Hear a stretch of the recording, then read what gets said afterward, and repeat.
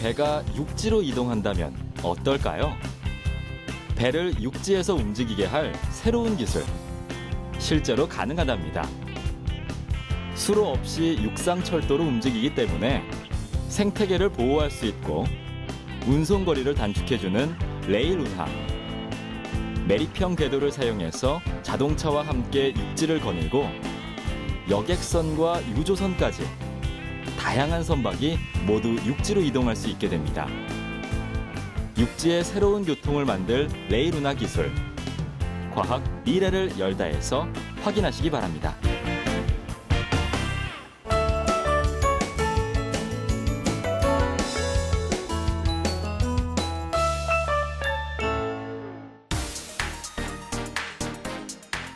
안녕하세요.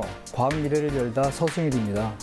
오늘은 여러분과 운하에 대해 이야기를 나눠볼 텐데요. 운하는 여러분이 잘 아는 바와 같이 육지에 물길을 내어서 배가 지나갈 수 있게 해주는 통로를 말합니다. 바다와 바다를 연결해주는 수로인 셈이죠. 운하는 인류의 역사와 함께 발전을 거듭했는데요. 이미 5,000년 전부터 이집트, 바벨로니아 등지에 건설되기 시작해 사람들이 물건을 이동시킬 때 큰 도움을 주었습니다. 그리고 이로 인해 인류의 발전에 많은 기여를 하게 됐죠. 오늘 이러한 운하에 대해 알아보고 수로가 아닌 육로를 이용하여 배를 이동시킬 수 있는 레일 운하 기술에 대해 자세히 알아보겠습니다.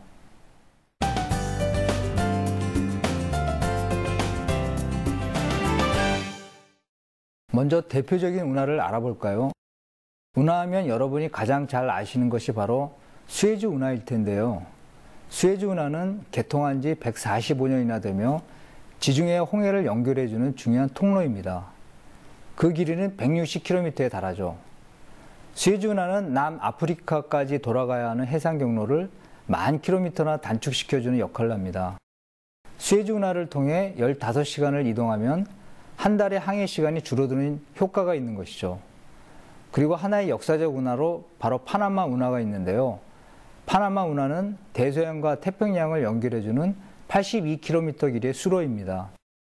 파나마 운하는 남아메리카 대륙을 돌아가야 하는 15,000km 백길을 단지 82km의 백길로 줄여주는 역할을 하는데요. 한 달 반 이상 걸리는 항해 시간을 24시간으로 줄여줍니다. 파나마 정부는 이러한 파나마 운하를 더욱 활발히 이용하기 위해 현재 운하 확장 공사를 착수했으며 2015년에는 폭이 50m인 선박까지도 통과할 수 있도록 확장할 계획이라 합니다. 그런데 아마 여기서 의문이 하나 생기실 텐데요. 160km의 수에즈 운하를 선박이 통과하는 데는 15시간이 걸리는데 왜 82km의 파나마 운하를 통과하는 데는 24시간이 걸릴까요? 그것은 바로 파나마 운하에 있는 관문 때문인데요. 파나마 운하를 통과하려면 중간에 있는 호수를 거쳐야 하는데 바다와 호수의 수면은 높이 차이가 있기 때문에 배가 경사를 올라가야 하는 문제가 생깁니다. 따라서 배를 경사로에서 이동시키기 위해 관문이라는 것이 필요하죠. 높이 차이가 있는 관문들 사이에 물을 가두어 두고 물을 관문 및 통로를 이용해 계속 채우면 수면이 높아집니다. 수면의 높이가 올라가면 배의 높이도 상승하게 되죠. 수면이 다음 관문의 수면까지 높아지면 관문이 열리고 배는 관문을 통과할 수 있습니다. 그리고 이와 같이 배가 통과하는 과정을 반복하여 배는 더 높이 올라가게 되죠. 따라서 이와 같은 관문의 역할로 경사로를 따라 배가 이동할 수 있게 됩니다. 하지만 관문을 열고 닫는데 시간이 많이 소요되기 때문에 파나마 운하 통과 시간이 수에즈 운하 통과 시간보다 길어지는 것이죠. 최근 파나마 운하는 포화 상태에 있기 때문에 인근의 니카라과와 콜롬비아에서 파나마 운하 통과 선박을 가져오기 위해 신규 운하 건설 계획을 발표하고 건설 사업자를 선정하고 있습니다. 최근 니카라과 운하는 중국 업체가 건설하기로 양국 간의 양해각서가 체결되었다고 합니다. 콜롬비아는 파나마 통과 물동량을 가져오기 위해 운하를 건설하는 대신 중국과 공동으로 철도 건설 프로젝트를 발표했는데요. 항구와 항구 사이에 철도를 건설하고 항구에 도착한 선박으로부터 화차로 화물을 옮겨 실은 다음 화차가 내륙 철도를 통해 화물을 운송합니다. 그러면 반대편 항구에 대기하고 있던 다른 선박의 화물을 다시 옮겨 신죠. 하지만 이러한 선박과 철도의 복합 운송 방식은 두 번이나 화물을 옮겨 실어야 하고 두 척의 선박이 필요하기 때문에 운하에 비해서 비효율적이라는 문제가 있기도 합니다. 이처럼 중남미의 운하 건설은 세계적으로 주목을 받고 있는데요. 하지만 여러 문제점이 존재하는 것이 사실입니다. 육지에서 큰 선박을 통과할 수 있을 만큼 물길을 내기 위해 넓은 면적의 육지를 깊게 파야 하고 파나마 운하 같은 경사로를 이동하기 위해서는 관문을 설치해야 하기 때문에 많은 비용이 필요한 것이죠. 또한 운하는 국토를 인공적인 수로로 단절시키기 때문에 사람들이 통행하는 데 불편함을 주고 동물들의 이동을 막아 생태계 단절의 위험도 있습니다. 따라서 이러한 문제점을 해결하고 운하를 대처할 수 있는 새로운 바다 연결 통로가 필요해졌고 따라서 레일 운하가 등장하게 되죠. 그러면 지금부터 레일 운하에 대해 자세히 알아볼까요?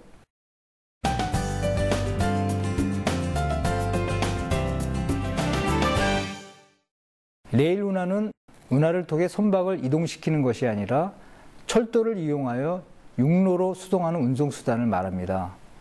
바다와 바다를 연결해주는 운하의 역할을 하지만 수로를 건설할 필요가 없는 것이죠. 선박을 대형 화차 위에 올리고 육상의 철도로 대형 화차를 기관차로 끌고 가 선박을 이동시키는 것이 바로 레일 운하입니다. 레일 운하 기술은 완전히 새로운 기술은 아닌데요. 레일 운하를 살펴보기 전에 기존의 선박 기술을 돌이켜 볼까요? 예전의 선박은 육상에서 건조 작업이 이루어졌는데요. 육상에서 선박을 건조한 후 해상으로 선박을 이동시켰습니다. 이것을 진수라고 하죠. 육상에서 건조한 선박을 해상으로 이동하기 위해서는 선박을 경사로에서 미끄러뜨려 해상으로 떨어뜨려야 하는데요. 하지만 떨어뜨리는 과정에서 선박이 뒤집히는 일이 빈번했기 때문에 조선소 기술자들은 극도로 긴장할 수밖에 없었습니다. 따라서 이러한 진수 과정의 위험을 줄이고자 도쿠가 개발됐는데요. 바닷가에 선박이 들어갈 수 있는 커다란 웅덩이를 파고 콘크리트로 벽과 문을 만들어 바다와 분리시켜 둡니다. 도쿠 속에서 선박 건조가 끝나면 도쿠의 문을 열고 물을 채워서 선박을 띄운 다음 선박을 예인선으로 끌어내죠. 따라서 선박을 건조하기 위해서는 도쿠가 필수입니다. 도쿠의 크기는 조선소의 선박 건조 능력을 알릴 수 있는 지표가 되기도 하는데요. 하지만 도쿠를 만들기 위해서는 긴 기간과 넓은 부지, 많은 비용이 필요합니다. 따라서 갑자기 밀려드는 주문량을 도쿠의 제한 때문에 다 소화해내지 못하는 일이 빈번하죠. 따라서 우리나라 조선소에서는 세계 최고의 조선 기술을 개발했는데요. 바로 육상 선박 진수 기술입니다.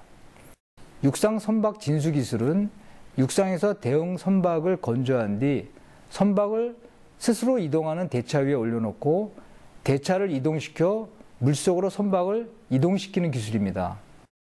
이 기술은 도쿠를 만들지 않아도 되기 때문에 건설 비용이 줄어들면 물론 도쿠가 다 차서 여유가 없을 때에도 선박을 추가로 건조할 수 있는 장점이 있는데요. 바로 레일 운하 기술이 이러한 육상 선박 진수 기술을 역으로 이용하는 기술입니다.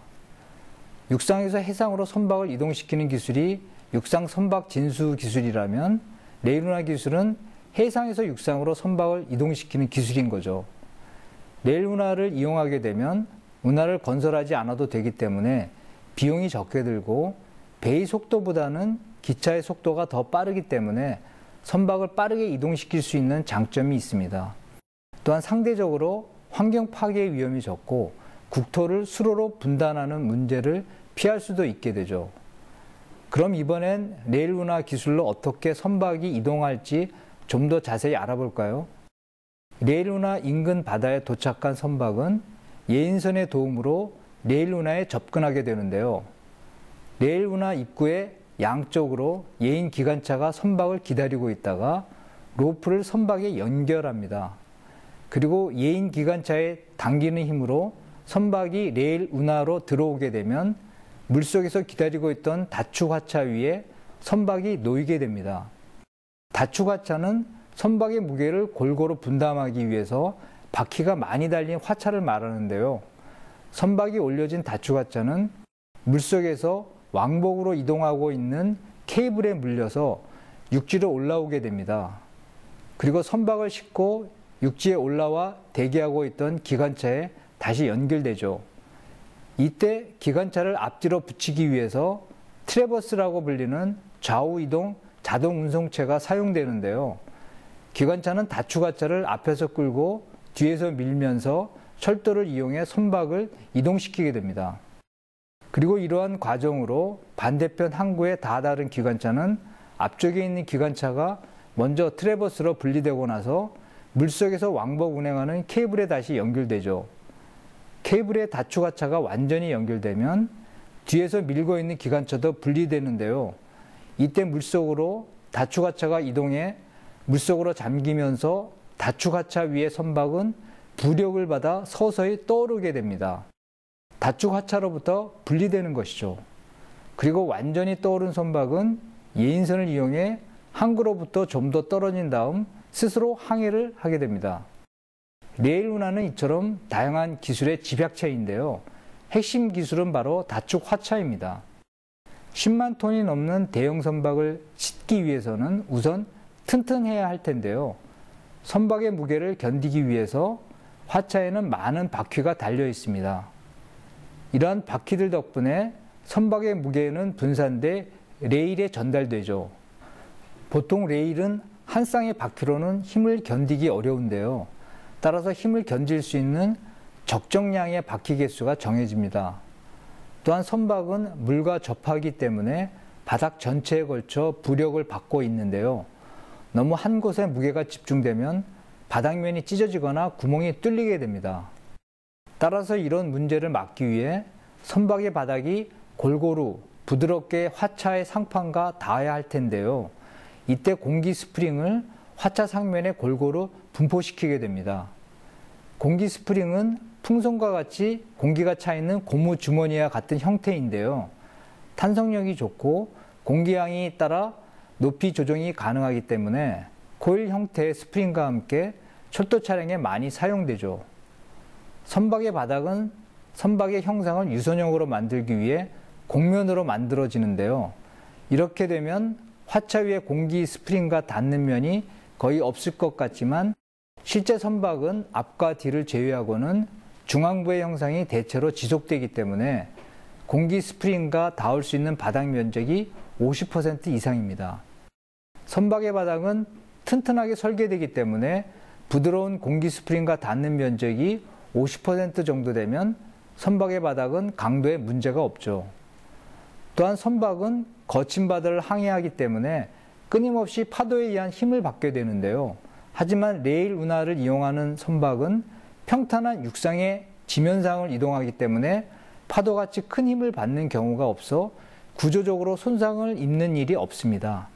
그리고 선박을 실은 화차를 끌고 가기 위해서는 동력이 필요할 텐데요. 바퀴가 달린 화차를 끄는 데 필요한 힘은 실제 무게의 3%도 되지 않습니다.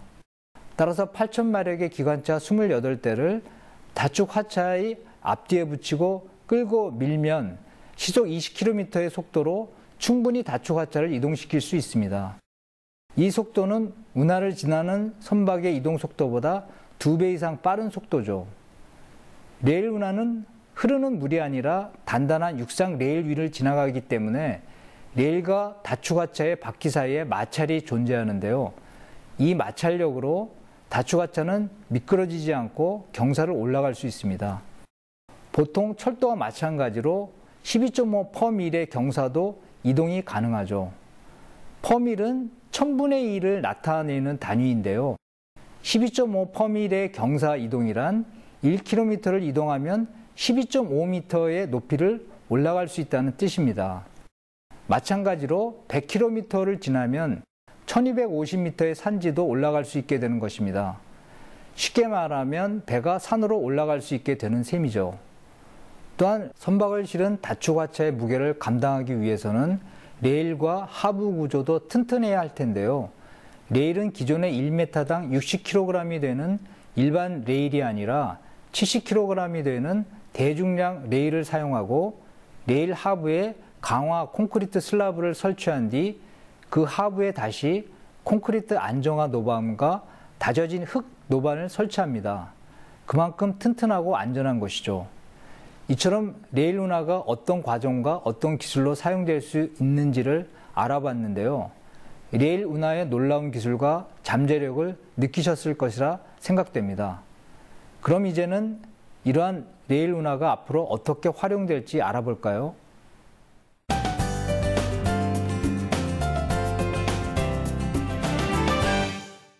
레일 운하는 레일이 돌출되지 않은 매립형 궤도를 활용하고 있으므로 자동차도 지나갈 수 있습니다. 매립형 궤도란 레일이 지면에 묻혀 있어서 궤도의 맨 윗면이 지면과 수평한 궤도를 말하는데요. 레일이 도로에 삽입된 형태이기 때문에 도로의 상면과 궤도의 상면이 동일면이고 자동차와 화차가 함께 이용할 수 있습니다. 따라서 자동차가 주행하는 도로와는 평면에서 교차가 가능한데요. 중간중간 다축하차를 정지시키고 선박에서 화물을 싣고 내릴 수 있어서 내륙에 컨테이너 화물 기지를 만들 수도 있습니다. 또한 레일 운하는 컨테이너선뿐 아니라 여객선, 유조선 등의 운송에도 활용될 수 있는데요.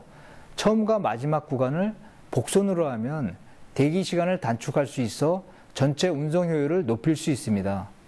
그리고 선박이 다축하차 위에 실리게 되면 선박 바닥이 드러나 선박 표면을 눈으로 직접 볼 수 있는데요. 따라서 선박에 이상은 없는지 검사가 가능하죠. 따기배와 같은 이물질을 깨끗하게 청소할 수도 있고요. 선박 표면이 깨끗해서 매끄러워지면 표면의 마찰 저항이 감소하기 때문에 이러한 이물질 제거는 선박 운행에 필요한 에너지를 5% 이상 절감할 수 있습니다. 레일 운하 기술은 전 세계적으로 활용 가능하지만 특히 레일 운하를 효과적으로 활용할 수 있는 지역 중 하나가 바로 태국인데요. 태국 남부는 반도 지역으로서 말라카 해협을 두고 말레이시아와 마주하고 있습니다. 그리고 말라카 해협을 지나온 선박은 싱가포르 항만을 경유하여 한국과 중국, 일본 등 동북아 지역으로 이동하고 있죠. 만약 싱가포르까지 돌아가지 않고 태국의 반도 중간을 지나간다면 2,000km 이상의 항로가 단축되는 셈인데요. 즉 최소 4일의 항해 일수를 줄일 수 있게 됩니다. 이 구간의 총 공사비를 구해보면 3조 4천억 원 정도가 필요합니다. 이것은 킬로미터당 평균적으로 663억 원이 소요되는 것을 의미하는데요. 즉 기존 수로용 운하를 건설했을 때 건설비가 킬로미터당 1,200억 원이었음을 고려하면 50% 수준밖에 되지 않는 것이죠.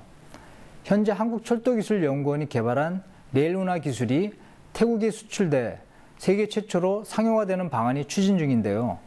교섭이 원활히 진행돼 우리나라의 기술이 전 세계에 뻗치고 태국 또한 무역이 훨씬 활발해져 물류 중심 국가가 되길 기대해 봅니다.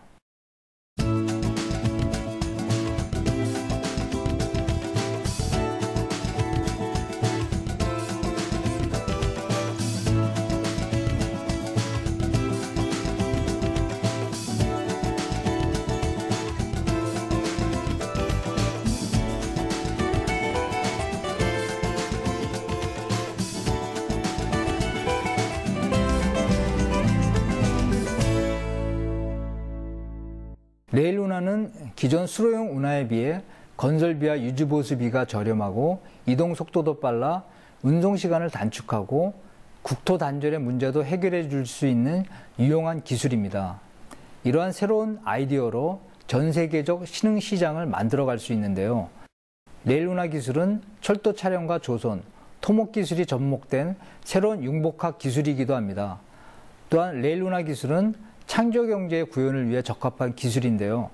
현재 중국의 기업들은 세계 시장에서 막강한 자금력과 저렴한 가격으로 우리를 위협적으로 추격하고 있습니다.